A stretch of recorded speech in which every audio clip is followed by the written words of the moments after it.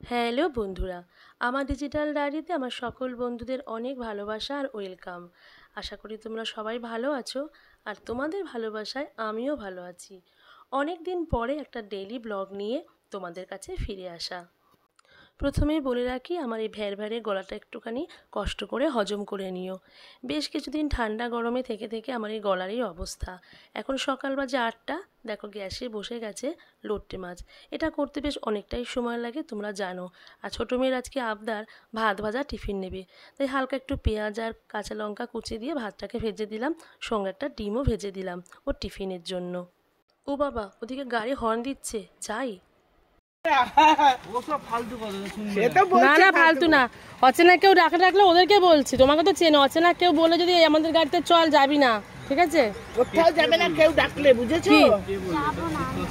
ছেলে ধরা শুনছো না, চারিদিকে রটছে। বললাম তো এই কথাটা কাউকে বলো না, তোমাকে দত্তপুর থানা শুনতে পারে, তোমাকে তুলে নিয়ে চলে যাবে। কে তুই? কে? দত্তপুর থানা, Barasat SDPO, SP, north district যত লোক আছে সবাই টোটাল বড় বড় অক্ষরে হেডিং দিয়ে দিয়েছে। এইসব কথা যে বলবে তার সাথে বোঝা পড়ে, তোমাকে প্রমাণ দিতে তাহলে কবে আগে বাসতে ধরলো, সেটা কি হলো? তাহলে কথা জায়গা জায়গায় নিয়ে হয়েছে, জায়গা জায়গায় নিজের কাকা মেরে ঝুলিয়ে দিয়েছে। আজকেও তো দিয়েছে পেপারে।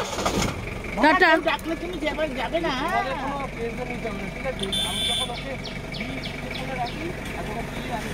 হ্যাঁ ঠিক আছে, যা। তোমাদের উপরেই তো ভরসা। দেখেছো, বাবা মায়ের যত জ্বালা। চারিদিকে ছেলে ধরা রব উঠেছে। তাই ড্রাইভারকে বলতে গেলাম, ও তো রীতিমতন ক্ষেপে আগুন। ও বলছে সবটাই গুজব। জানি না বাবা, গুজব হলেও ভালো, তবে মা হয়তো চিন্তা হয়। আর এদিকে দেখো, বাড়ির সামনে আমার এই বেলগাছটির কী অবস্থা। নিচের দিকে ডাল দুটিতে একটুও পাতা নেই, যে যেমন পারে তুলে নিয়ে যায়। আর ঘরে দেওর বসে আছে, চা খাবে। তাড়াতাড়ি করে যাই। গ্যাসে যে লোট্টে মাছটাও বসিয়ে রেখেছি, ওটার একটা সুবিধা, বেশ অনেকখানি সময় নিয়ে নেয়। এদিকে দেখো, কালকে বেশ অনেকটা বেলায় জামা কাপড়গুলো কেচেছিলাম, আর মেলতেও ভুলে গেছি, তাই রাতে বরই মেলে দিয়েছে। সেগুলো এখন রোদ্দুরে দেওয়া হয়নি। আসলে সকালবেলায় আজকে একটু দেরিতেই ঘুম থেকে উঠেছে, তাই মেকআপ করতে হিমশিম খেয়ে যাচ্ছি। না, এটা অবশ্য এখনও তেমন কিছুই হয়নি, অনেকটা সময় লাগবে এখনও। এদিকে অন্য দিকের গ্যাসে চা বসিয়ে দিয়েছি। আচ্ছা, আমার কড়াইটা দেখে তোমরা কিন্তু নিন্দামন্দ করো না। জানি হ্যান্ডেলগুলো একটু কালো হয়ে গেছে, কি করব বলো। আমার এই দেওরের আবার সদ্য সুগার ধরা পড়েছে, তাই খুব ভয়। আর রোজই ওর চায়ে আমি চিনি দিয়ে ফেলি, তাই আজকে ব্রেনে ঢুকিয়ে নিয়েছি চিনি চায়ে একদম দেব না। আর এদিকে দেখো, আমার এই লোট্টে মাছের কি করুণ দুর্দশা, হতেই চাইছে না। জানে লোট্টে মাছে না প্রচুর গ্যাস পড়ে, তাই গ্যাসটা কমিয়েই দিলাম। ভাবলাম অন্য কাজগুলো সারতে থাকি। এদিকে গরম চা দিয়ে টকের ডাল খাওয়ার বায়না হয়েছে, তাই ডালটা সিদ্ধ করেছিলাম, বেশ ঘন হয়ে গেছে। বেশি করে জল দিয়ে দিলাম, ডালটা ফুটুক। আর আমার কুকারটা দেখেছো, কালকে রাতেই ভেঙে ফেলেছে ওর হ্যান্ডেলটা। সকালে যে মেয়ে স্কুলের জন্য তাড়াতাড়ি রান্না করতে হবে, আবার আমি বেরোবো কাজে, তাই তাড়াতাড়ি করে সুতুলি দিয়ে পেঁচিয়েলাম। দেখি সন্ধেবেলায় গিয়ে ইচ্ছা আছে এটা চেঞ্জ করে আনার। আর এই বাঁ হাত দিয়ে মোবাইল ধরে ডান হাত দিয়ে রান্না করে ভিডিও করা খুব কষ্টকর ব্যাপার। বারবার হলে হয় ফোনটা কাঁপে, না হলে পাত্রগুলো কেঁপে যাচ্ছে, খুব সমস্যা হচ্ছে। তোমরা একটু মানিয়ে নিও বন্ধুরা। বর বারবার করে বলে দিয়েছে ডালে বেশি করে পোড়া লঙ্কা দিতে, মানে শুকনো লঙ্কা ভাজা, কারণ টক ডালে একটু ভাজা লঙ্কা না হলে ভালো লাগে না। আর বেশ কিছুদিন আগে একজনের মুখে শুনেছিলাম টক ডালে একটু মিষ্টি দিলে ভালো লাগে। আমিও দিয়েছিলাম, কিন্তু বেশি হয়ে গেছিলো, খুব বকা খেয়েছিলাম। তাই আজকে বারবার করে বলে দিয়েছে চিনি ফিনি দিয়ে তোমার এক্সপেরিমেন্ট করতে হবে না। না, এবার বারান্দার জামা কাপড়গুলো রোদ্দুরে মেলে দিই, বেরোনোর আগে আবার তুলে রেখে যেতে হবে যদি বাই চান্স বৃষ্টি আসে। একটা জিনিস দেখাচ্ছি, দেখো তোমরা, এই দেখো বেড়া দিয়ে এখানে একটা গেট করা হয়েছে। আবার এদিকে সামনেও বাঁ দিকে একটা গেট করা হয়েছে। কার জন্য জানো? আমার কোকোর জন্য। আবার রান্নাঘরে যাই, এই দেখো জুতোটা উল্টে আছে। উল্টো জুতো দেখা নাকি ভালো না। যাই আবার রান্নাঘরে, ও হ্যাঁ, দুধটা দেখো এদিকে আলগা পড়ে আছে, এটাকেও ফ্রিজে ঢুকিয়ে রাখতে হবে। ফ্রিজটার অবস্থা খুব খারাপ, ভীষণ নোংরা হয়েছে। ডিমের ট্রে ওই সময়তে ঢোকানো আছে, এখনও গোছাতে পারিনি। কখন যে কি করি।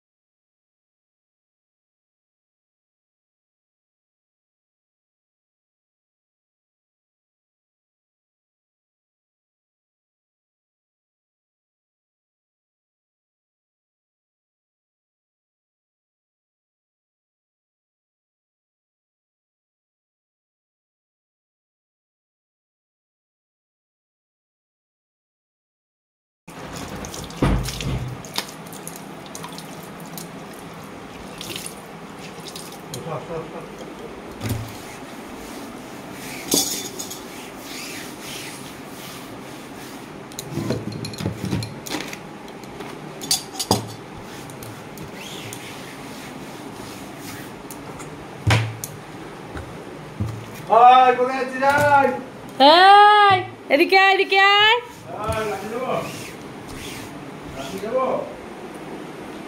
ঢক ঢক ঢক, এদিকে আয়, ঢুকে পড় ঘরে ঘরে।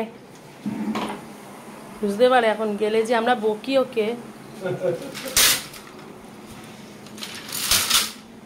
টাটা। এই দেখো, তোমরা আবার হেসো না বরকে টাটা দিয়েছি বলে, ওইসব আমার ধাতে আসে না, একটু ন্যাকামো করে আজকে দিলাম এই আর কি। আর আমার বড়গুলো পছন্দ করে না। না যাই দেখি রান্নাঘরের আবার কি অবস্থা। আবার আমি ফিরে আসলাম আমার লট্টে মাছের কাছে। দেখো আমার রান্নার কি দুর্দশা, টমেটোটা কেটেও দিইনি, গোটা একটা টমেটো একদম লট্টে মাছের মধ্যে ফেলে দিয়েছি।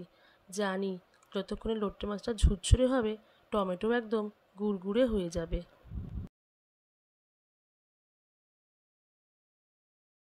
চলো তাহলে আমার সাথে এবার উপরে যাচ্ছি। এতক্ষণ কথা বলছিলাম না, জাস্ট ভিডিওগুলো করছিলাম। কথা বলতে গেলে না হাঁপ লেগে যায়, এমনি দেখছো আমি হাঁপাচ্ছি। দেখো কোকো আমার সঙ্গে সঙ্গে আসছে। আয় মা, রুটি খেয়েছো? এখন বাজে 10:45। ওরে বাবা, বালিশের কভারগুলো কাঁচা হয়েছে, পড়ানো হয়নি, আজকে পড়াতে হবে। মা আমার হাত ধরো, উঠে বসো। গুড মর্নিং, গুড মর্নিং বলো। চোখ খুলে তাকাও, তাকাও, চোখটা খুললো আমার দিন খারাপ যাবে, দিন ভালো যাবে। আমার তাকাও, এক চোখ দেখাবে না, তাকাও। এদিকে পাটা নামিয়ে বসো, সবাই তোমাকে দেখছে। দেখো দেখো দেখো দেখো, এদিকে তাকাও, জিজ্ঞেস করো সবাই ভালো আছো। কুই কুই কুই কুই করছে। ছোটো বাচ্চারা যখন ঘুম থেকে তোলা হয়, একদম ছোট্ট ছোট্ট বাচ্চা, তখন যদি ঘুম থেকে করে চোখগুলো এরকম করে থাকে, উঠতে চায় না। আমার মা হলো আমার সব থেকে ছোটো বাচ্চা। ও ক্যামেরাটা ওই দিকে, আমি এইদিকে তাকাচ্ছি। কি খেলে সকালবেলা? দেখাচ্ছি। রুটি খেয়েছো? ঠিক বলেছে, এখন রুটি খেয়েছে, অন্যদিন আমার ভুলে যায়। এটা একটুখানি ফেলেছে, দেখাচ্ছি। এই যে রুটি তরকারি দিয়েছিলাম, একটুখানি খাইনি। তাই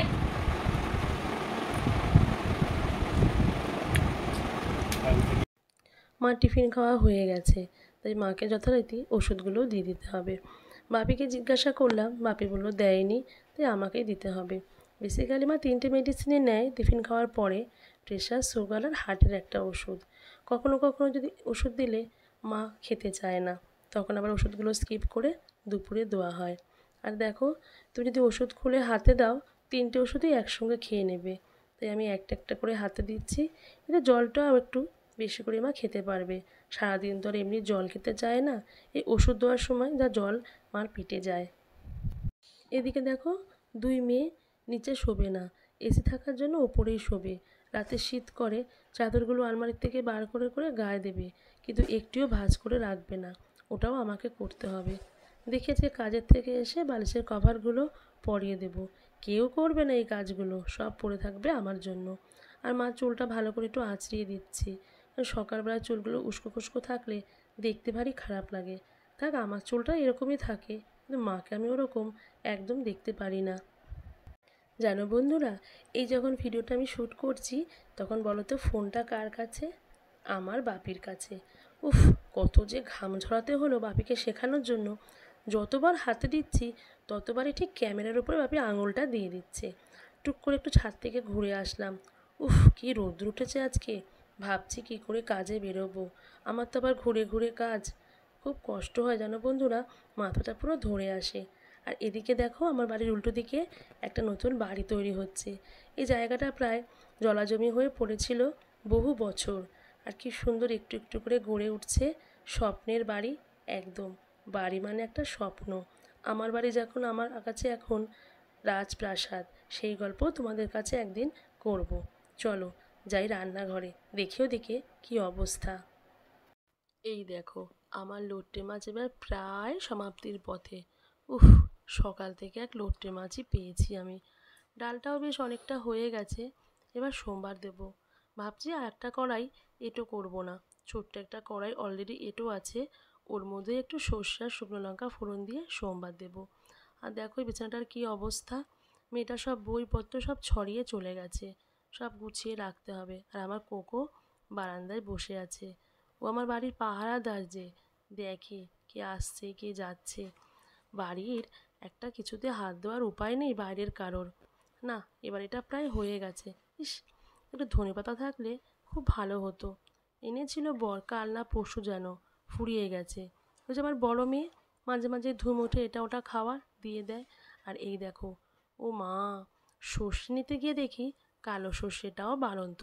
তাই কি করব, এখন তো বললে খ্যাকা খ্যাকা করে উঠবে। তাই তাড়াতাড়ি করে সাদা সর্ষে আর শুকনো লঙ্কা বেশ কয়েকটা ভেজে নিয়ে ঢেলে দেবো কুকারে। বেশ ভালো লাগে। কড়াইতে ডালটা ঢাললে বেশি ভালো হতো, কিন্তু ওই যে বললাম আর একটা কড়াই করব না, অলরেডি দুটো কড়াই আমার এঁটো হয়ে গেছে।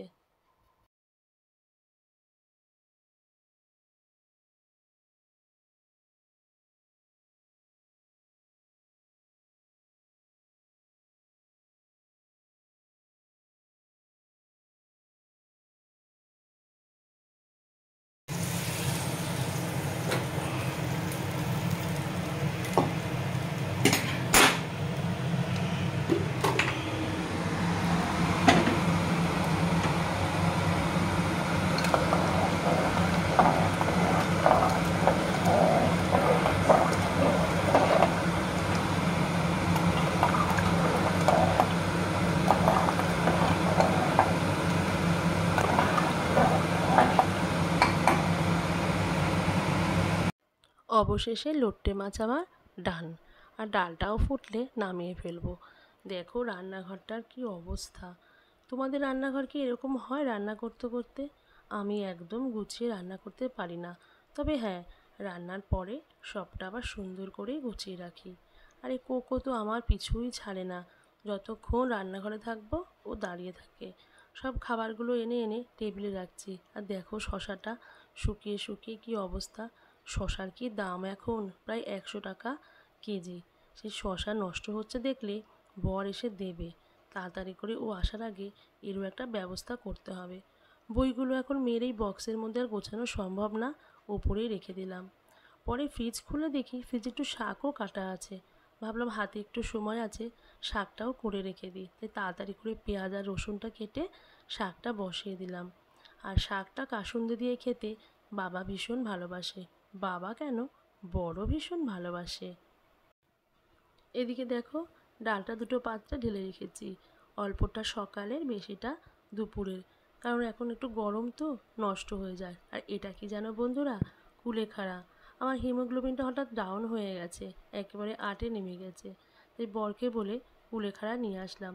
নিজে যেহেতু হেলথ ডিপার্টমেন্টে একটা ছোট্ট কাজ করি, এটুকু তো আমার নিজের জন্য করতেই হবে, তাই না বলো? আর এই ডালটা টেবিলের উপর রেখে যাচ্ছি, কেন বর এসে একা একা ভাতটা বেড়ে খাবে, ততক্ষণ আমি বেরিয়ে যাব। শশাটার এবার ব্যবস্থা করতে হবে।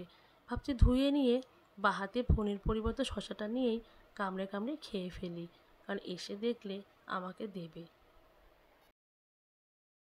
ভীষণ গরম লাগছে, ঘেমে গেছি পুরোটা। এবার বাবা মায়ের খাবারটা বাড়বো। দুটো বাটিতে ডাল। এত গরম, কবে যে বৃষ্টি পড়বে এবার কিছুই বুঝতে পারছি না। তবে বৃষ্টির থেকে আমি গরমকালটাই বেশি পছন্দ করি, কারণ তাড়াতাড়ির সময় বৃষ্টি পড়লে আবার রেইনকোট জোগাড় করো, ছাতা জোগাড় করো। কথাবার্তা তো আমার হবে না, আমি যেহেতু স্কুটি নিয়ে বেরোই, খুব প্রবলেম, হাঁপ লেগে যায়। দুটো বাটিতে ডাল, মাছ আর শাকটা বেড়ে দিয়ে যাই। অন্যদিন আমি ওপরে দিয়ে আসি থালাই করে বেড়ে, পরে বাপি গরম গরম ভাতটা নিচ থেকে নিয়ে যায়। কিন্তু আজকে আমার হাতে একদম সময় নেই, তাই নিচেই বেড়ে রেখে দিয়ে যাচ্ছি। বড় মেয়েকে বলে গেলাম দাদু আসলে ভাতটা একটু বেড়ে দিস। আজকে অবশ্য যে মাকে চান করায় সে আজকে আসেনি, ওই মেনলি মাকে চান করিয়ে নিচ থেকে ভাতটা বেড়ে খাইয়ে দিয়ে যায়। ওর আবার জ্বর এসেছে আর এত বেলায় আমাকে খবর দিল, যার জন্য আমার সব উল্টোপাল্টা হয়ে গেল আজকে। এই যে দেখো শাক দিলাম, একটু পাশে কাসুন্দিও দিয়ে গেলাম। কাসুন্দি দিয়ে শাক খেতে ভাবি খুব ভালোবাসে। আমি দিয়ে না গেলে নিতে একদম ভুলে যাবে।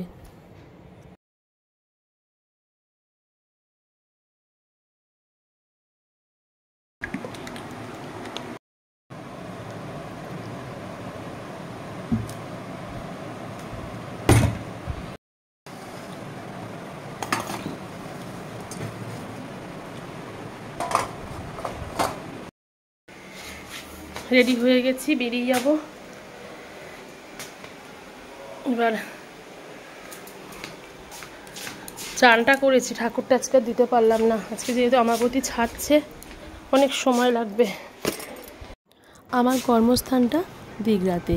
এই প্রসঙ্গে বলে রাখি, আমি বর্তমানে দত্তপুকুর স্টেশনের পাশে একটা নতুন বাড়ি করে এখানে চলে এসেছি। আর আমার অরিজিনাল শ্বশুর বাড়ি দীঘাতে। এবার কর্মস্থলে আমাকে রোজ যেতে হয়, এরকম মজার ব্যাপার, তাই না বন্ধুরা? এবার তাহলে রাখি, অনেকটা টাইম স্কুটি চালিয়ে যেতে হবে আমার কর্মস্থানে। চলো তোমরা আমার সঙ্গে।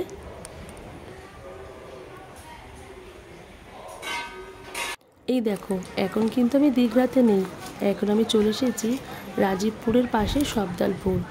ওখানে হচ্ছে আমার ব্লক হসপিটাল। আমার ফার্স্ট এনএম দিদির একটা খুব আর্জেন্ট দরকার পড়েছিল, তাই ওনার সঙ্গে আমাকে আসতে হয়েছিল। আর এই দেখো, হসপিটালটা ঠিক উল্টো দিকে কি সুন্দর সবুজে ঘেরা মাঠ, আর খুব সুন্দর একদম কচি পাট শাক। ইচ্ছা করছিল ছুটে গিয়ে কিছু পাট পাতা তুলে নিয়ে আসি। আর এইখানে আসলে এই দাদার দোকানের চা আমি অতি অবশ্যই খাবো। মাত্র 5 টাকার বিনিময়ে এত সুস্বাদু চা কোথাও পাওয়া যাবে না, আর সঙ্গে ঝালমুড়ি। তো বন্ধুরা, সবদলপুর ব্লক হসপিটাল থেকে দীঘা হেলথ সেন্টার হয়ে অবশেষে বাড়িতে এসে ক্লান্ত দিয়ে একটু শুয়ে পড়লাম আর কোকোর সঙ্গে খেলা করলাম। তারপর স্নান সেরে আবার ঠাকুর ঘরে যেতে হবে, ঠাকুর দেওয়া হয়নি যে। তো আমার এই ছোট্ট ভিডিওটা তোমাদের কেমন লাগলো জানিও। আমাকে তোমরা অনেক ভালোবাসা দিও। তোমরা সুস্থ থেকো, ভালো থেকো। Tata, bye bye.